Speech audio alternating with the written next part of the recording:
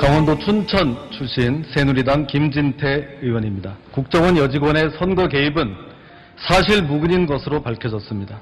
오히려 이 사건은 야당에 의한 여직원 인권 유린 사건이었다고 보아야 합니다. 네, 새누리당 원내대변인 신의진입니다. 하지만 민주당은 북한과 종북 세력이 하고 있는 주장을 똑같이 반복하고 있습니다.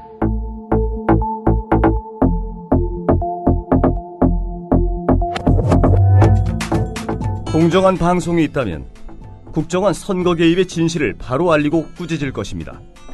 국민TV는 이래서 필요합니다. 미디어 협동조합 조합원이 되어주십시오. 국민TV 홈페이지에서 가입하실 수 있습니다.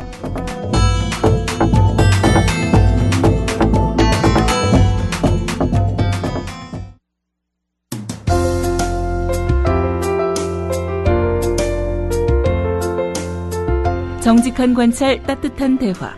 국민TV 라디오의 서영석의 타임라인을 듣고 계십니다.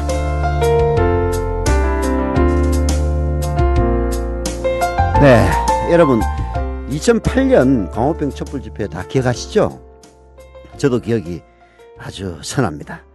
당시 벌어졌던 조선일보, 중앙일보, 동아일보에 대한 광고 불매 운동이 이들 언론사에 대한 업무 방해로 볼 수 없다는 판결이 드디어 나왔습니다. 애초 조중동 광고 불매 운동은 1심과 2심에서 신문사와 광고주에 대한 업무방해 혐의로 유죄를 선고받았습니다. 법원은 광고주에 대한 업무방해 혐의만 적용해서 판결을 내렸었는데요. 당시 운동을 주도했고 그래서 재판정에 부지런히 오갔던 양제일 언론소비자 주권연대, 약칭 은소주죠. 양제일 사무총장을 연결합니다. 여보세요? 예, 안녕하세요. 저 양제일입니다. 예. 네, 양제일 총장님. 예, 예. 며칠 전에 판결이 났는데요. 무죄였죠? 네. 예, 그 재판, 네, 맞습니다. 그 조선, 중앙, 동아일보에 대한 그 업무 방해는 무죄가 나왔고요. 네. 그 이제 3월 14일에 그 언소주 회원 24명 중 14명에 대해서 이제 대법원에서 언론사에 대한 업무 방해죄를 이제 재심리하라고 파기 행송을 했고, 네. 그 지난주 화요일 8월 13일에 이 파기 함수심 재판에서 이제 언론사에 대한 업무방해죄는 이제 무죄가 나와서 그 원심에서 받은 형량들이 이 감형이 되었죠. 이제 그 언소주 개설하신 분은 그 징역 10개월에 8개월로 네. 집행유 2년이고요. 네. 그리고 저를 포함해서 6명은 이제 벌금이 300에서 200만 원으로, 그 4명은 이제 200만 원에서 100만 원으로, 그리고 3명은 선고유예를 받았습니다. 예. 예. 그러니까 최소한 불매 네. 운동이 업무 방해로는 볼 수 없다는 게 대부분의 판단이었고, 그래서 파기환송을 해가지고 그 판결이 네. 오늘 8월 13일에 난 거네요. 네, 그렇죠. 그 언론사에 대해서는 언론사에 대해서는 업무 방해를 이제 보기 어렵다 그런 거죠. 예. 그러면 유죄 부분은 여전히 남아 있는 유죄 부분은 어떤 부분입니까? 그 사실 이제 광고주들 네. 그 부분에 대해서 이게 업무방해죄가 이제 직접적인 그 업무를 지장을 초래하고 뭐 위력적으로 이게 보여지면 이게 직접적인 피해가 있다고 보고, 네. 그러니까 집단적 항의 전화라든지 이런 부분에 있어서는 이제 유죄가 된다. 네. 위력에 의한 업무방해가 맞다. 네. 예, 그렇게 적용이 된 거죠. 그래서 예. 그러니까 은소주에서 말하자면 광고주에 대해서 전화를 걸어서 당신들 조중동에 광고한 거 맞느냐라고 물어본 것은 이른바 위력에 의한 업무방해가 인정이 돼가지고 그 부분은 여전히 유죄이고, 네. 다만 조중동에 전화를 건 것, 조중동에 대해서 불매운동을 한 것, 전화를 건 게 아니라 불매운동을 한 것은 유죄가 아니다, 무죄다, 이렇게 된 거네요. 네, 그렇죠. 그러니까 조중동에 광고를 내는 업체들에 대해서 불매운동 하는 거는 조중동에 피해가, 직접적인 피해가 볼 수 없다라고 그렇게 이제 판단을 내린 거죠. 이게 좀 애매하긴 하는데, 그러니까 이제 절반만 인정을 하고 절반은 인정을 못 하는 거죠, 그냥. 이것도 참. 예. 그러니까 할 말이 없는 게요. 네. 이게, 무엇을 해야 되는지 말아야 되는지 이 법원에서 명확하게 판결을 내리면 사실은 그런 부분에서 이제 안 하게 되는데, 네. 좀 대법원 판결이 좀 아주 그 줄타기식 판결을 내려가지고요. 좀 저희가 이제 사실 앞으로 이제 소비자 분리 운동할 때 좀 많이 뭐 위축되는 부분도 있을 것 같기도 하고 그렇습니다. 예. 네. 그게 참나. 그게 말하자면은 그 기업들에 대해서는 그야말로 봐주기 판결이었다고 그냥 결론을 내릴 수 있겠네요. 예, 맞습니다. 저희도 그렇게 판단합니다. 예. 아니, 그럼 앞으로 기업들의 상품이라든지 서비스에 불만이 있어가지고 네. 불매 운동을 하면 이번 판례에 따르면 다 유죄 아니에요? 그러니까 이제 그냥 불매 운동하는 거는 이제 그것도 뭐 그런 거는 다 허용이 되는데 문제는 전화를 걸어가지고 그렇죠. 항의성 전화를 걸어서 이게 그쪽에서 이제 위력을 느낀다고 한다고 하면 네. 그러니까 뭐 예를 들어서 단 몇 통화라도 위력을 느낀다고 하면 사실은 우리 판례를 통해서 벌 수 있는 거죠. 예. 이게 불매 운동하는 것 자체는 상관이 없지만은 불매 운동의 그렇죠. 일환으로서 예를 네. 들어서 뭐 어떤 현대자동차가 서비스가 나쁘다 해서 네. 우리 불매 운동을 하자 하는 건 상관이 네. 없는데 현대자동차 영업소에 전화를 가지고 야 니들 말이야 그딴 식으로 서비스하면 우리 불매 운동 해가지고 니들 다 망하게 할 거야라고 얘기하면 그거는 유죄다 그런 얘기 아니에요. 네, 그거를 그러니까 어느 정도 허용된다는 식으로 또 얘기하다가도 그게 만약에 기업 입장에서 위력을 느끼면 그건 죄가 될 수 있다. 그런 식으로 또 아니, 그러니까 그러니까 참 이게 사실 기본적으로 그 양상이라는 게 불매운동의 양상이라는 게 왜 기업들에 대해서 우리 소비자들이 불매운동을 하는지 고객들이 의견을 얘기할 수 있잖아요. 네. 그러면 고객들 그 부분에서 이제 뭐 리스크를 느끼고서는 그리고 또 기업에 대한 정책이라든지 여러 가지 문제를 개선할 수 있는 것을 보여주지 않습니까? 네. 근데 그거 없이 그냥 불매운동 들어가 버리면 도대체 소비자들이 무엇 때문에 불매운동하지? 그거를 알 수가 없는 거죠. 그렇죠. 뭐 그러나 하여튼 네. 그건 매우 유감이긴 하지만은 조중동에 네. 대해서는 뭐 불매운동이 별 영향을 미치지 않고 업무방해도 아니다라고 판결한 것만큼은 그래도 다행이라고 봐야 되겠네요. 네, 그렇죠. 네. 이게 여러분들 저희는 사실 피고인 입장으로서는 다 무죄가 되기를 바라는데 그래도 또 그 제3자들은 그래도 그나마 이 정도면 그래도 절반은 성공했다고 봐야 된다라고 또 그렇게 말씀들을 하시더라고요. 그러니까 언론사에 대한 불매운동이 아예 이게 유죄가 되는 건 아니니까, 그러니까 문제가 되는 거 아니니까 네. 얼마든지 어느 정도 할 수 있다. 그거는 이제 저희 재판을 통해서 나온 거죠. 네. 은소주 입장에서는 절반의 승리지만은 사법부로서는 절반의 말하자면은 뭐라고 해야 되나 신뢰 추락이라고 해야 될까요? 그렇게 봐야 될 것 같습니다. 그렇죠. 이렇게 보면 앞서 뭐 이렇게 정상학회 관련해서 선고해 봐도지 그 판결문을 보면 그러니까 전체로 다 무죄를 내리기엔 그러니까 말하자면 부담이 되니까 네. 어느 부분에선 타협을 제시한 거죠. 그냥 그러니까 그런 식으로 그냥 누구 봐주고 누구 이제 이런 식으로 판결문들이 보면 참 저희 판결문을 보신 분들이 특히 이제 형사소송법 전공하신 특히 업무방해죄 관련해서 진짜 판결문을 원래 8경림이라는 게 명확해야 되는데 너무 좀 이해가 안 되게 명확하게 이해해야 되기 힘든 부분이 많이 있다고 하더라고요. 네. 그것도 아까 최승진 기자에 대한 판결처럼 네. 소신과 현실에 대한 타협의 산물이라고 봐야 되겠네요. 예, 그렇습니다. 예. 네. 근데 이제 네. 뭐 2008년 시작된 은소주 광고 불매운동 소송에 대해서는 이제 일단락이 된 셈인데요. 예, 맞습니다. 우리 양재일 사무총장님께서는 감옥도 다녀오셨다고요? 네, 그렇습니다. 마침 오늘이 8월 20일이지 않습니까? 네. 정확히 5년 전 2008년 8월 21일 날 네. 저희 언소주 회원 6명에 대한 구속영장 실질 심사가 있었던 날이었거든요. 네. 그날 이제 6명 중에서 언소주 개설자하고 저하고 이제 구속이 집행되었습니다. 네. 그래서 한 61일간 서울구치소에 있었고요. 네. 사실 그때 이제 처음에 광고 불매운동 참여했을 때는 제가 구속까지 되리라고는 상상조차 할 수 없는 것이죠. 사실 소비자 불매운동을 이제 어느 나라나 하는 게 이제 비일비재하는데 뭐 형사처벌은 물론 민사소송도 없습니다. 거의. 네. 또 대한민국은 민주주의 국가고 시장경제 체제이니까 당연히 비폭력 소비자 불매운동에 대해서 구속까지 한다는 것은 사실 상상할 수도 없는 일이죠. 근데 이제 제가 구속이 되니까 정말 어처구니 없었죠. 아마 네. 그런 불매운동으로 이 감옥에 간 사건은 아마 국내는 물론이고 세계 역사적으로 처음 있는 일일 겁니다. 아마 언론사 불매운동으로 예, 재판부의 수치죠. 뭐 검찰이 이명박 검찰이 그렇게 했다손 치더라도 재판부에서는 제정신을 가지고 판결을 내려서 무죄를 선고함이 마땅한데 네, 그렇죠. 그런 소비자 운동을 한 사람에게 60일이나 구치소에 있게 만들었다는 것은 그야말로 대한민국 사법부의 수치라고 봐야 되겠죠. 예, 맞습니다. 예. 근데 이제 우리 양재일 총장님께서는 원래 뭐 그런 운동과는 무관한 그런 평범한 시민이었지 않습니까? 예, 그때 그렇습니다. 뭐 하시던 분이었어요? 저는 그냥 그 직장 생활하고 있었는데요. 네. 그 2008년 촛불 당시에 그 우연히 이제 포탈 그 네. 다음 사이트에 예. 그 아고라를 접하면서 이제 거기서 이제 조중동 광고 불매 운동을 알았고 네. 그 당시에는 이제 조중동 폐강 국민 캠페인이었습니다. 언서주가. 네. 예, 그래서 그 카페에 가입해가지고 이제 광고주 목록을 보고 이제 몇 개 기호 전화를 했었어요. 네. 근데 이제 한 6월 25일부터인가 네. 언서주 카페 그 광고주 목록이 그 안 보이기 시작해가지고 네. 무슨 일이지?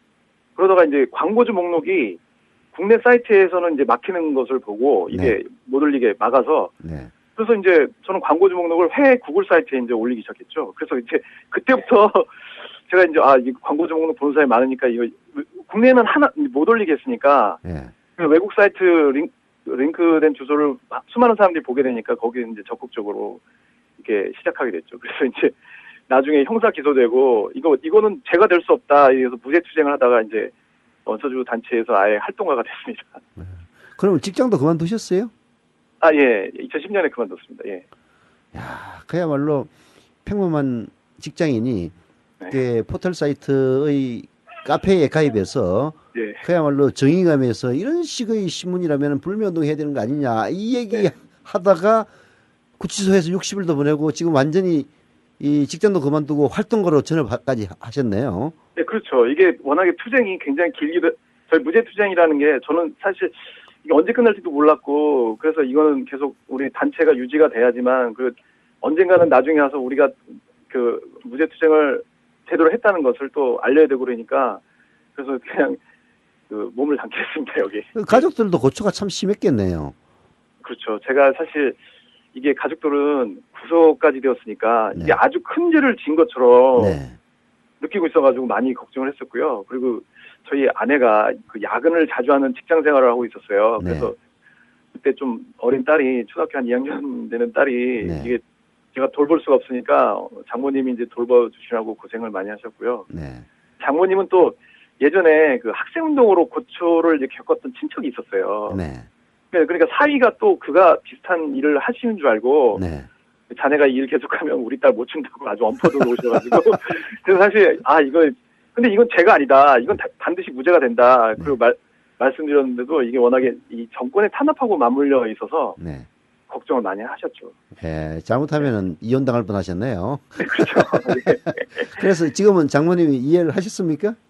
네, 그냥 그렇죠. 이제 워낙에 딸이 또 이제 저를 믿고 있으니까 아내가 저를 믿고 있으니까 장모님도 그렇게 믿고 계시죠. 예.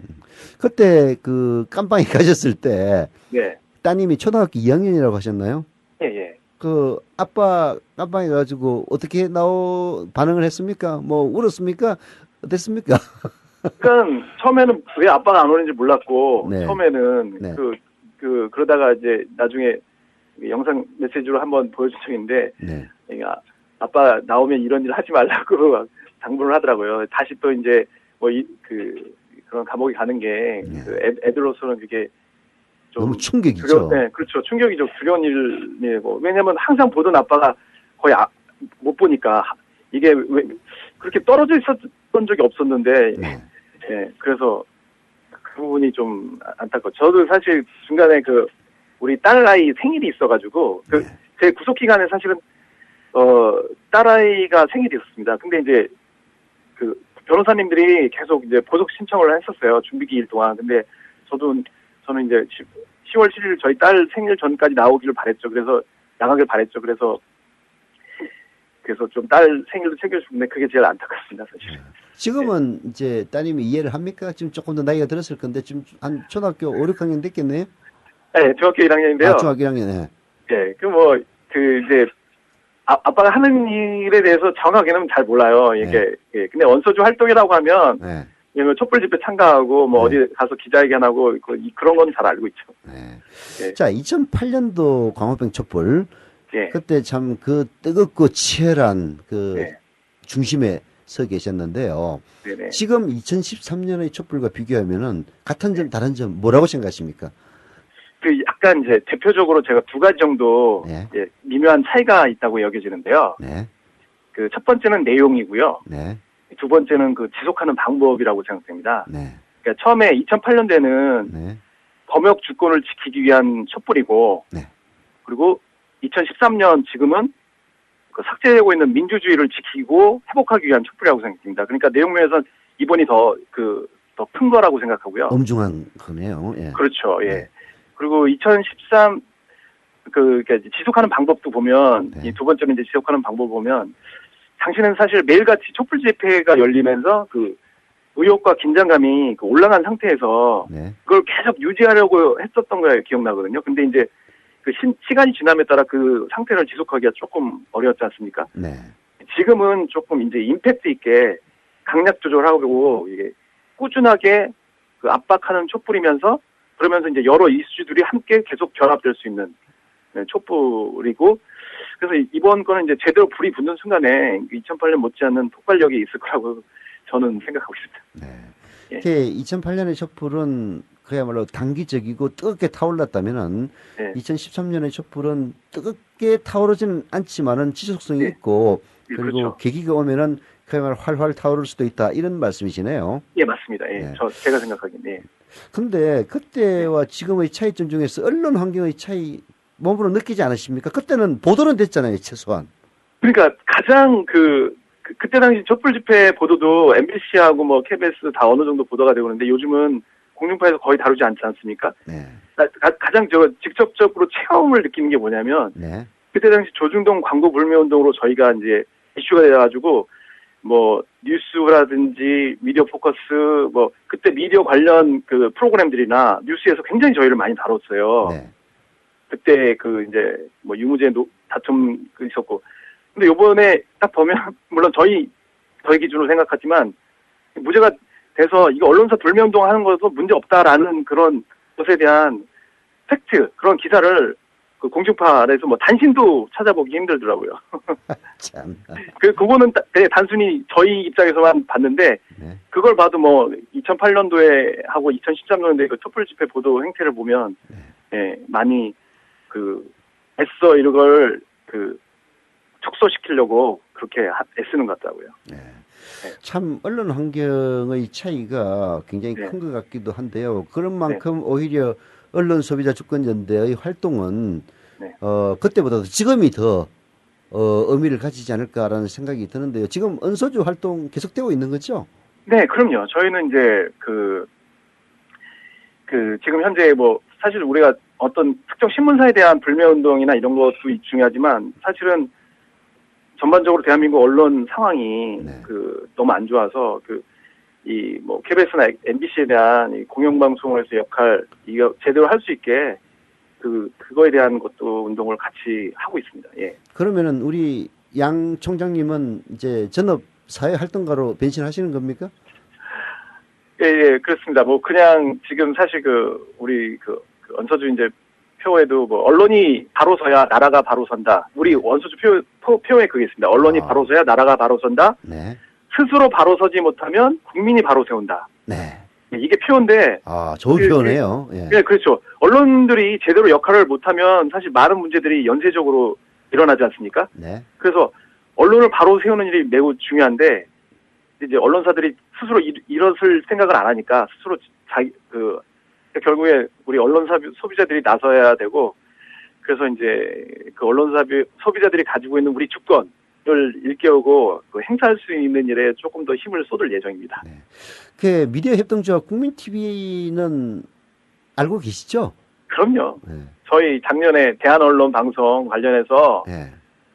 앙케이트 비슷하게 설문조사를 한 적 있었어요. 네. 네.